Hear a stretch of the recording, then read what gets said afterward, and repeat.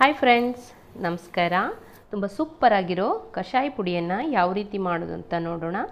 ಇಲ್ಲಿ ನಾನು ಕೊತ್ತಂಬರಿ, ಹಾಗೆಯೇ ಬಡೆಸೊಪ್ಪು, ಜೀರಿಗೆ, ಓಂಕಾಳು ಅಂತ ಮೆಂತ್ಯ, ಚಕ್ಕೆ, ಏಲಕ್ಕಿ,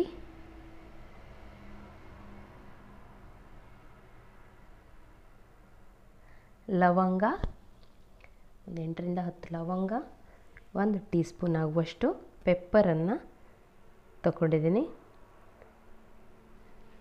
ಯಾವ ರೀತಿ ಮಾಡೋದು ಅಂತ ನೋಡ್ಕೊಂಡು ಬರೋಣ. ಒಂದಿಲ್ಲಿ ಬಾಣಲೆಯನ್ನು ಇಟ್ಕೊಂಡಿದ್ದೀನಿ. ಅದು ಬಿಸಿ ಆದ ನಂತರ 1 ಕಪ್ ಕೊತ್ತಂಬರಿಯನ್ನು ಹಾಕ್ಕೊಂಡಿದ್ದೀನಿ. ಒಂದು 2 ರಿಂದ 3 ನಿಮಿಷ ಹುರ್ಕೊಳ್ಬೇಕು. ಇದು ಟೀ ಬದಲಿಗೆ ಡೈಲಿ ಇದನ್ನೇ ಕುಡಿಬೋದು. ಇದು ಕುಡಿಯೋದ್ರಿಂದ ಫ್ಯಾಟ್ ಸಹ ಬರ್ನ್ ಆಗುತ್ತೆ. ತುಂಬಾ ಬೆನಿಫಿಟ್ಸ್ ಇದೆ ಇದರಿಂದ. ಹಾಗೆ ಬಡೆಸೊಪ್ಪು ಒಂದು 1/4 ಕಪ್ಪನ್ನು ಸೇರಿಸ್ಕೊಳ್ತಾ ಇದ್ದೀನಿ. ಹಾಗೆ 1/4 ಕಪ್ ಜೀರಿಗೆಯನ್ನು ಸಹ ಸೇರಿಸ್ಕೊಳ್ತಾ ಇದ್ದೀನಿ. ಇದು ಡೈಲಿ ಕುಡಿಯೋದ್ರಿಂದ ರೋಗ ನಿರೋಧಕ ಶಕ್ತಿಯೂ ಸಹ ಹೆಚ್ಚಾಗ್ತದೆ. ಥಂಡಿ ಕೆಮ್ಮಿಗೆಲ್ಲ ತುಂಬಾ ಒಳ್ಳೆಯದು. ದೊಡ್ಡವರು ಚಿಕ್ಕವರು ಅಂತ ಎಲ್ಲ ಯಾರು ಬೇಕಾದರೂ ಕುಡಿಬೋದು ಇದನ್ನು. ಹಾಗೆ ಓಂಕಾಳನ್ನು ಸಹ ಸೇರಿಸ್ಕೊಳ್ತಾ ಇದ್ದೀನಿ. 1 ಟೀ ಸ್ಪೂನ್ ಆಗುವಷ್ಟು ಸೇರಿಸ್ಕೊಂಡಿದ್ದೀನಿ. ಆನಂತರ ಒಂದು 1/4 ಟೀ ಸ್ಪೂನ್ ಆಗುವಷ್ಟು, 1/2 ಟೀ ಸ್ಪೂನ್ ಆಗುವಷ್ಟು ಮೆಂತ್ಯನ ಸೇರಿಸ್ಕೊಂಡಿದ್ದೀನಿ. ಎಲ್ಲವನ್ನು ಸಿಮ್ಮಲ್ಲೇ ಹುರ್ಕೊಳ್ಬೇಕು. ಆನಂತರ 1 ಟೀ ಸ್ಪೂನ್ ಆಗುವಷ್ಟು ಪೆಪ್ಪರನ್ನು ಸೇರಿಸಿದ್ದೀನಿ. ಹಾಗೆ ಒಂದು 10 ಲವಂಗನ ಸೇರಿಸ್ಕೊಂಡಿದ್ದೀನಿ. ಯಾರೆಲ್ಲ ನನ್ನ ಚಾನಲನ್ನು ಸಬ್ಸ್ಕ್ರೈಬ್ ಮಾಡದೆ ನೋಡ್ತಾ ಇದ್ದೀರಾ, ದಯವಿಟ್ಟು ಸಬ್ಸ್ಕ್ರೈಬ್ ಮಾಡ್ಕೊಂಡು ನೋಡಿರಿ. ಹಾಗೆಯೇ ಪಕ್ಕದಲ್ಲಿರುವ ಬೆಲ್ ಬಟನನ್ನು ಸಹ ಒತ್ತಿರಿ. ಬೆಲ್ ಬಟನ್ ಒತ್ತೋದ್ರಿಂದ ನಾನು ಹಾಕುವ ವಿಡಿಯೋದ ನೋಟಿಫಿಕೇಷನ್ ನಿಮಗೆ ಮೊದಲೇ ಬಂದು ತಲುಪುತ್ತೆ. ಲೈಕ್ ಮಾಡಿ, ಹಾಗೆಯೇ ಫ್ರೆಂಡ್ಸ್ ಆ್ಯಂಡ್ ಫ್ಯಾಮಿಲಿ ಜೊತೆಗೆ ಸಹ ಶೇರ್ ಮಾಡಿರಿ. ಎಲ್ಲವನ್ನು ಚೆನ್ನಾಗಿ ಹುರ್ಕೊಳ್ಬೇಕು. ಒಂದು 4 ರಿಂದ 5 ನಿಮಿಷಗಳ ಕಾಲ ಸಣ್ಣ ಉರಿಯಲ್ಲೇ ಹುರ್ಕೊಳ್ಬೇಕು. ಆನಂತರ ಇಲ್ಲಿ ಒಂದು 10 ಏಲಕ್ಕಿಯನ್ನು ಸೇರಿಸ್ಕೊಳ್ತಾ ಇದ್ದೀನಿ. ಹಾಗೆ ಒಂದೆರಡು ತುಂಡು ಚಕ್ಕೆಯನ್ನು ಸಹ ಸೇರಿಸ್ಕೊಂಡಿದ್ದೀನಿ. ಎಲ್ಲವನ್ನು ಚೆನ್ನಾಗಿ ಹುರ್ಕೊಳ್ಬೇಕು. ಇವಾಗ ಇಷ್ಟ ಆಗಿದ್ದರೆ ಸಾಕು.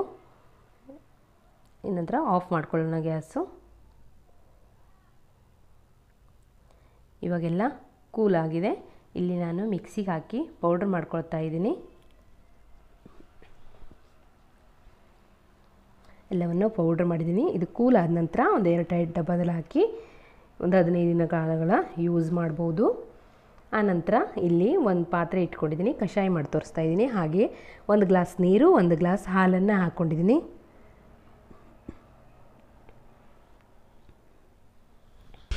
ಅದು ಬಿಸಿ ಆದ ನಂತರ ಒಂದು 2.5 ಟೀ ಸ್ಪೂನ್ ಆಗುವಷ್ಟು ಸಕ್ಕರೆನ ಸೇರಿಸ್ಕೊಂಡಿದ್ದೀನಿ. ನೀವು ಸಕ್ಕರೆ ಬದಲಿಗೆ ಬೆಲ್ಲನಾದರೂ ಸೇರಿಸ್ಕೊಳ್ಬೋದು.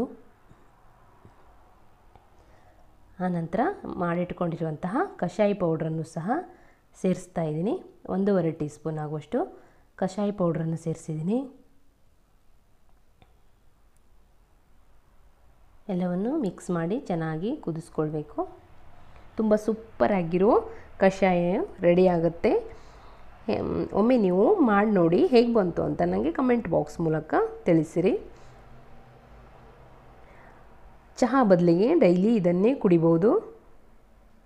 ತುಂಬ ಸೂಪರಾಗಿರುತ್ತೆ. ನೋಡಿ, ಫೈನಲಿ ರೆಡಿ ಆಗಿದೆ. ನಾನು ಸರ್ವ್ ಮಾಡ್ಕೊಳ್ತಾ ಇದ್ದೀನಿ.